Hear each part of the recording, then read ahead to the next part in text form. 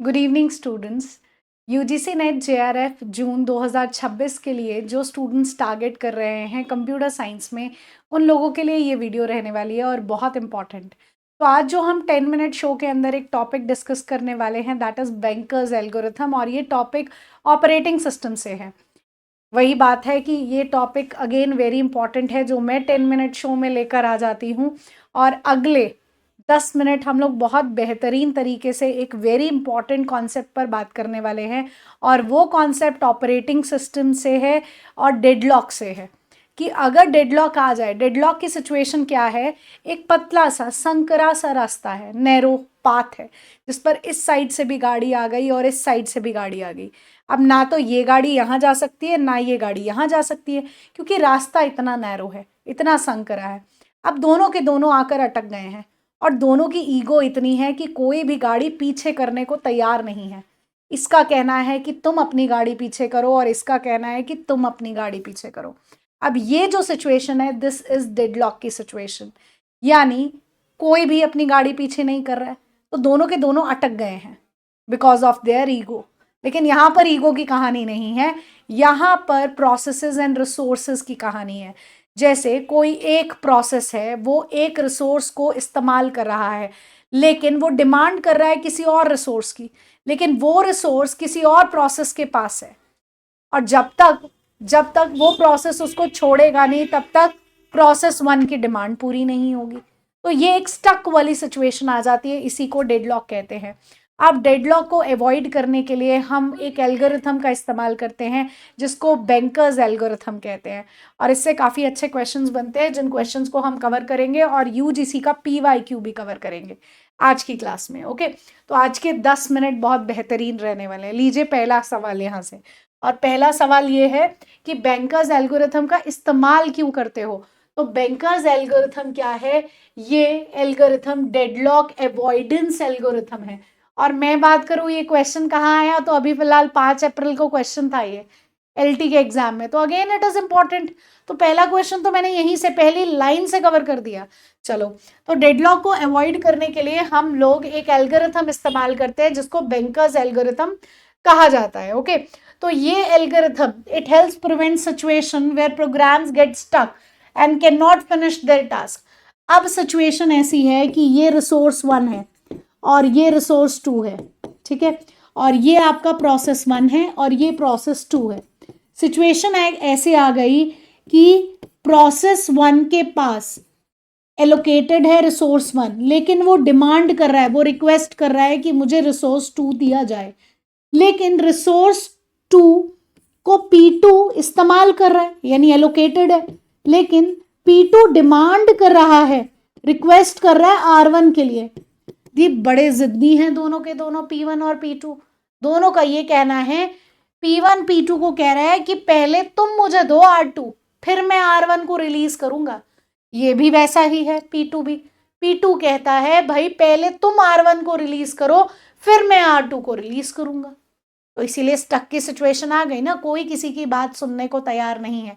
इसी को डेडलॉक की सिचुएशन कहते हैं, और इसी को प्रिवेंशन दिलवाता है हमें, इसी की अवॉइडेंस एल्गोरिथम है बैंकर्स एल्गोरिथम, कि हम सेफ स्टेट में कैसे आ सकते हैं।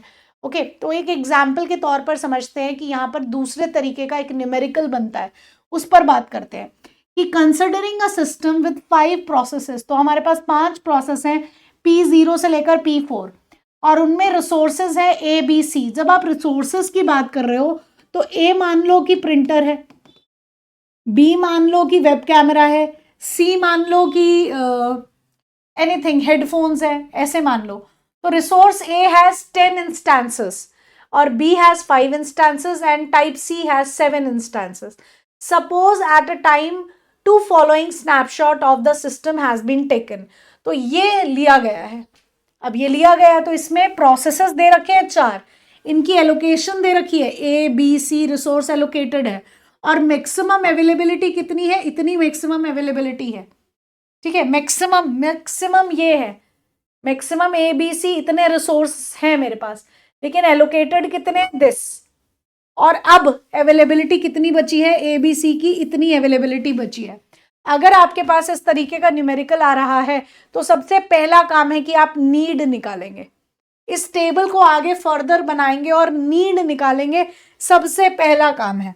ठीक है, तो थोड़ा सा मिनिमाइज कर लेते हैं इसे और इस टेबल को आगे फर्दर बना लेते हैं। तो सबसे पहला काम हमें क्या करना है, नीड निकालनी है। नीड कैसे निकलती है, देखो अगर मैं इस कहानी को थोड़ा सा और एलैबोरेट करूं तो कहानी ऐसी है कि भाई मुझे भूख लगी है, मुझे खाने में 2 चपाती चाहिए, ठीक है, लेकिन मेरे घर में पड़ी है 1 चपाती, तो अब तो मैं नाराज हो जाऊंगी ना, मेरी भूख तो खत्म नहीं होगी क्योंकि मुझे 2 ही रोटी खानी थी, ओके, लेकिन 1 पड़ी है। यानी अवेलेबिलिटी कम है, किससे, नीड से। तो यानी डेडलॉक की सिचुएशन आएगी। मुझे नीड 2 चपाती की थी लेकिन अवेलेबिलिटी कितनी है, 1, तो नीड कम है अवेलेबिलिटी से, तो डेडलॉक की सिचुएशन आएगी। ओके, तो अब आपको निकालना है नीड, आगे निकालना है फर्दर नीड। और नीड निकालने का फॉर्मूला क्या है, नीड निकालने का फॉर्मूला है maximum minus allocation, maximum minus allocation. ये करिए और नीड निकल जाएगी ए बी एंड सी की। चलिए तो नीड निकालते हैं हम सबसे पहले। ए कितना है, मैक्सिमम माइनस एलोकेशन, तो 7 minus 0 7, 5 minus 1 4, 3 minus 0 3, next 3 minus 2 1, 2 minus 0 2, 2 minus 0 2, 9 minus 3 6, 0 minus 0 0, 2 minus 2 0, 2 minus 2 0, 2 minus 1 1, 2 minus 1 1, ठीक है। और लास्ट वाले का 4 माइनस 0 4, 3 माइनस 0 0, सॉरी 3 माइनस 0 3, और 3 माइनस 2 इज 1। ये आपकी नीड आई, ठीक है। नीड आने के बाद अब आपको क्या निकालना है, नीड आने के बाद आपको सेफ सीक्वेंस निकालना है। अगर सेफ सीक्वेंस है तो नो डेडलॉक होगा, नो डेडलॉक होगा, ठीक है। ये क्वेश्चन देने के बाद वो इस तरीके से ऑप्शन देने वाले हैं, like this, these are the option. बताइए best current state of the system क्या है, ये पूछा जाएगा आपसे। तो करंट स्टेट निकालने के लिए क्या वो सेफ स्टेट में है, अगर सेफ स्टेट में है तो कोई डेडलॉक नहीं आएगा। अब देखिए कैसे इसे फाइंड आउट करना है। आपने नीड निकाल ली, नीड निकालने के बाद अब आपके पास अवेलेबिलिटी इतने रिसोर्सेस की है, तो आप देखिए आप किसकी नीड पूरी कर सकते हैं। अगर आपके पास ए रिसोर्स 3 है, बी 3 है और सी 2 है, तो मुझे तो इतने इतने की जरूरत है, किसकी नीड पूरी की जा सकती है।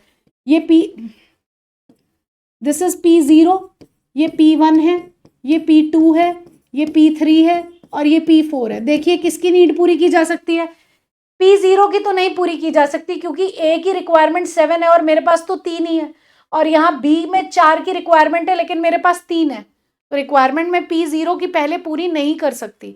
तो मैं सबसे पहले किसकी रिक्वायरमेंट पूरी करूंगी, P1 की। देखो 3 की मेरे पास अवेलेबिलिटी है, इसको 1 की जरूरत है तो मैं पूरी कर सकती हूँ। 3 की अवेलेबिलिटी है, 3 मेरे पास है, इसको जरूरत है 2 की, पूरी की जा सकती है। 2 की अवेलेबिलिटी है, 2 ही चाहिए तो पूरी कर सकते हैं। यानी पहले आप P1 की सारी चीजें पूरी कर सकते हो, जो P1 ने डिमांड की है, जो उसकी नीड है, जो उसकी रिक्वायरमेंट है, हम पूरी कर सकते हैं।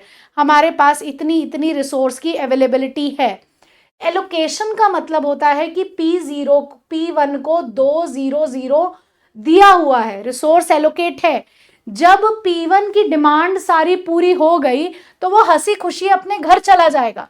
तो जब वो घर जाएगा तो वो अपने सारे रिसोर्स अपने साथ नहीं लेकर जाएगा, वो उन रिसोर्सेस को छोड़कर जाएगा। तो जब रिसोर्स छोड़कर जाएगा तो वो रिसोर्स हमारी अवेलेबिलिटी में ऐड हो जाएंगे, राइट। तो अब देखो P1 अपना काम पूरा करके गया तो उसके पास एलोकेशन कितना था, 200, तो वो मेरे अवेलेबिलिटी में ऐड हो जाएगा। पहले मेरे पास 3 थे तो 3 + 2 5, 3 + 0 3 और 0 + 2 2। अब मेरी नई अवेलेबिलिटी कितनी है, 5 3 2। अब देखिए अब आप किसका काम पूरा कर सकते हैं, जब आपके पास अवेलेबिलिटी 5 3 2 है तो क्या P2 का काम पूरा हो सकता है, नहीं हो सकता, क्योंकि A को डिमांड है 6 की लेकिन मेरे पास तो 5 है, मैं नहीं पूरा कर सकती P2 की डिमांड। लेकिन क्या मैं P3 की डिमांड पूरी कर सकती हूँ? हाँ। क्या मैं P4 की डिमांड पूरी कर सकती हूँ? यस। सेफ सीक्वेंस एक से ज्यादा हो सकते हैं, चाहे आप पहले P3 की डिमांड पूरी करो चाहे P4 की, इट्स फाइन। सेफ सीक्वेंस एक से ज्यादा हो सकते हैं। तो मैंने अब P3 की डिमांड पूरी की, ठीक है। तो जब मैंने P3 की डिमांड पूरी की तो P3 भी हंसी खुशी अपने घर चला गया। तो वो अपने जितने भी रिसोर्सेस थे उनको छोड़कर गया है। तो जब रिसोर्सेस छोड़कर गया है तो वो मेरे अवेलेबिलिटी में ऐड हो जाएंगे। तो एक है 2 छोड़कर गया, 5 + 2 7, 3 + 1 4, 2 + 1 3, ठीक है। तो अब मेरी नई अवेलेबिलिटी आ गई 7 4 3। अब देखो, अब तो तुम P0 की भी डिमांड पूरी कर सकते हो, P2 की भी और P4 की भी, किसी की भी। तुम किसी को भी पहले उठा सकते हो, एनीबडी। ओके, तुम्हारी मर्जी है। तो मैंने पहले उठाया P2 की डिमांड पूरी करूंगी मैं। इसको 6 चाहिए, मेरे पास 7 है, पूरी कर सकती हूँ। 0 0 चाहिए, मेरे पास 4 और 3 है, पूरी की जा सकती है। तो P2 की डिमांड पूरी कर रहे हैं। तो P2 भी हंसी खुशी गया अपने घर और वो अपने रिसोर्स छोड़कर गया। तो ऐड हो जाएंगे 7 + 3 10, 4 + 0 4, 2 + 3 5, ठीक है। अब मेरे पास नई अवेलेबिलिटी है 10 4 और 5। पहले P4 करो या P0 करो, तुम्हारी मर्जी है, ठीक है। मैं पहले P4 को पूरा कर रही हूं। P4 4 3 1, तो मेरे पास 10 4 5 है, तो पूरा किया जा सकता है। तो जब मैंने P4 का काम पूरा किया है, एक मिनट, 10 4 और 5, ठीक है। अब नेक्स्ट P4 का काम पूरा करोगे, ठीक है। तो वो क्या छोड़ के जाएगा? 0 0 2, यानी 10 4 5 6 7, ये छोड़कर जाएगा। तो अब नई अवेलेबिलिटी आ गई 10 4 7। अब P0 बचा है, उसका काम भी पूरा हो सकता है क्योंकि उसको 7 चाहिए, मेरे पास 10 है। 4 चाहिए, 4 ही है। 3 चाहिए, 7 है, काम पूरा हो सकता है। तो कर लिया उसका काम पूरा, वो भी हंसी खुशी चला गया। और अब मेरे पास नई अवेलेबिलिटी आ गई 10 5 और 7, ये, ठीक है। और मेरा सेफ सीक्वेंस आ गया दिस। और इसका मतलब कि सेफ सीक्वेंस एग्जिस्ट करता है, सबकी डिमांड पूरी हो गई है। तो सेफ सीक्वेंस एग्जिस्ट कर रहा है और कोई डेडलॉक नहीं है, नो डेडलॉक सिचुएशन, राइट। तो ये आपका आंसर बनेगा। तो सेकेंड टाइप का क्वेश्चन ये कवर होता है यहां पर। अब मैं आप लोगों के साथ शेयर कर रही हूं एक PYQ जो UGC नेट का है, जो बैंकर्स एल्गोरिथम से पूछा गया है। चलिए, तो अब एक और तरीके के क्वेश्चन डिस्कस करते हैं, दैट इज PYQ। तो यहाँ पर आपको फुल फ्लेश्ड एक कॉम्प्रीहेंशन दे रखा है और उसी पर बेस कुछ क्वेश्चन है। और आप हमेशा जानते हो कि हर बार एक कॉम्प्रीहेंशन वाला क्वेश्चन आता है जिसमें 3 से 4 क्वेश्चन UGC में पूछे जाते हैं। और बैंकर्स एल्गोरिथम कॉम्प्रीहेंशन का क्वेश्चन है और यहाँ से 4 क्वेश्चन बने हैं, वो 4 के 4 कवर करते हैं। तो ये आपको एक कॉम्प्रीहेंशन दे रखा है जिसको आपने पढ़ना है। उसके बाद उससे बेस्ड कुछ क्वेश्चंस है। पहला, which of the following is not a requirement for Banker's algorithm to grant a resource request? इनमें से क्या नहीं चाहिए Banker's algorithm को, बताइए। क्या requested resource must be available? क्या वो रिसोर्स अवेलेबल होना चाहिए जो रिक्वेस्ट कर रहा है? हाँ, चाहिए। The system must be in safe state, right. Motive he bankers algorithm का ये है कि सिस्टम सेफ स्टेट में होना चाहिए। The request must not exceed the maximum resource process can request. Yes, ये भी चाहिए, लेकिन the process must be the only one requested resource. No, ऐसा नहीं हो सकता। क्यों? क्योंकि तुम्हारे पास तो और भी रिसोर्स हो सकते हैं जिनकी रिक्वेस्ट डिफरेंट प्रोसेस कर सकते हैं। जरूरी नहीं है कि एक ही प्रोसेस हो, मल्टीपल प्रोसेस हो सकते हैं। जैसे अभी हमने P0 से P4 लिए और हमने रिसोर्स भी मल्टीपल लिए 3, तो दोनों ही मल्टीपल्स हो सकते हैं, राइट। अब यहां पर एक चीज और हम नोट करने वाली है, क्या कि रिक्वायर्ड कंडीशंस क्या है। Required conditions are, required condition है पहला कि जो आपकी रिक्वेस्ट है that should be less than equal to available. जिसको आप रिक्वेस्ट कर रहे हो वो लेस देन अवेलेबिलिटी होनी चाहिए। मुझे 2 चपाती चाहिए तो अवेलेबल भी 2 चपाती होनी चाहिए। जो मैं डिमांड कर रही हूं उसकी अवेलेबिलिटी लेस होनी चाहिए। मतलब रिक्वेस्ट, जिसकी रिक्वेस्ट कर रही हूँ उसकी अवेलेबिलिटी से वो कम होनी चाहिए रिक्वेस्ट, तभी पूरी होगी। और रिक्वेस्ट जो है वो less than equal to maximum need भी होनी चाहिए। Next, system remains safe after allocation. System remains safe, जब आप एलोकेशन दे देते हो तब आपका सिस्टम सेफ होना चाहिए, डेडलॉक नहीं। System remains safe after allocation, जो भी आप रिसोर्सेज प्रोवाइड कर रहे हो उनको एलोकेट करने के बाद सिस्टम आपका सेफ ही स्टेट में रहना चाहिए, अनसेफ में ना जाए कि आपने एलोकेशन कर दिया, उन सबकी डिमांड पूरी कर दी, जो चाहिए था सब दे दिया, लेकिन उसके बाद भी वो नाराज है, उसके बाद भी वो स्टक वाली सिचुएशन लेकर आ रहा है, ईगो लेकर आ रहा है, तो नहीं काम चलेगा, राइट। तो ये आपकी रिक्वायर्ड कंडीशंस है। Next, what is the primary goal of the bankers algorithm? तो भाई टू एलोकेट रिसोर्स ऑप्टिमली, सभी रिसोर्सेस को सारी चीजें प्रॉपरली प्रोवाइड करो, ऑप्टिमली उनको असाइन करो, जितना उनको रिक्वायरमेंट है, अगर मेरे पास अवेलेबिलिटी है तो उनको प्रोवाइड करो, कोई नाराज नहीं होगा, कोई डेडलॉक नहीं आएगा, कोई अपनी ईगो को ऊपर नहीं रखेगा, राइट। तो यानी to allocate resource optimally is the answer, या हम कह सकते हैं कि बैंकर्स एल्गोरिथम का काम ही, मेन मोटिव ही डेडलॉक अवॉइडेंस है, डेडलॉक अवॉइडेंस है, ठीक है। Next, what information is used to determine if a resource request can be granted? क्या इंफॉर्मेशन आपको चाहिए कि आप चाह रहे हो, पता लगाना चाह रहे हो, if a resource request can be granted, resource का रिक्वेस्ट पूरा किया जा सकता है या नहीं। तो बैंकर एल्गोरिथम को क्या क्या चाहिए? एक तो अवेलेबल क्या है ये चाहिए, एलोकेशन चाहिए, नीड हम फाइंड आउट करते हैं इसमें, मैक्सिमम चाहिए, कितने रिसोर्सेज हैं मैक्सिमम, नीड हम फाइंड आउट करते हैं कैसे, मैक्स माइनस एलोकेशन से, ये सारी चीजें उसको चाहिए, राइट। तो आंसर क्या बनता है कि उसको available resources and current allocation of each process चाहिए। सीपीयू यूटिलाइजेशन का कुछ लेना देना नहीं है, number of processes waiting for resource से कुछ नहीं है, arrival time of each process से कुछ लेना देना नहीं है, सिर्फ बैंकर्स एल्गोरिथम को अवेलेबल चाहिए, एलोकेशन चाहिए, मैक्स चाहिए, नीड हम ऑटोमेटिकली फाइंड आउट कर लेते हैं। इसके बाद एक क्वेश्चन और, क्वेश्चन है what is the significance of bankers algorithm in terms of resource management? जब आप रिसोर्स प्रोवाइड करते हो तो बैंकर्स एल्गोरिथम क्या चाहता है? वो सिर्फ यही चाहता है कि अगर मैं रिसोर्स एलोकेट कर रहा हूं तो उसके बाद कोई डेडलॉक ना आए, सेफ स्टेट रहे, नो डेडलॉक। तो यानी it ensure that all processes can finish their execution without deadlock, कि सारे के सारे प्रोसेस अपना काम आराम से करें, कोई स्टक सिचुएशन ना आए, कोई डेडलॉक सिचुएशन ना आए। बैंकर्स एल्गोरिथम सिर्फ यही चाहता है, ठीक है स्टूडेंट्स। तो this was your topic bankers algorithm. I hope it is all clear to you. Within 10 minute, more than 10 minutes तो मुझे हमेशा हो ही जाते हैं क्वेश्चन एक्सप्लेन करते हुए, क्योंकि मुझे हमेशा ऐसा लगता है कि शायद इस टॉपिक से और क्वेश्चन बन सकते हैं, why don't we cover these questions as well.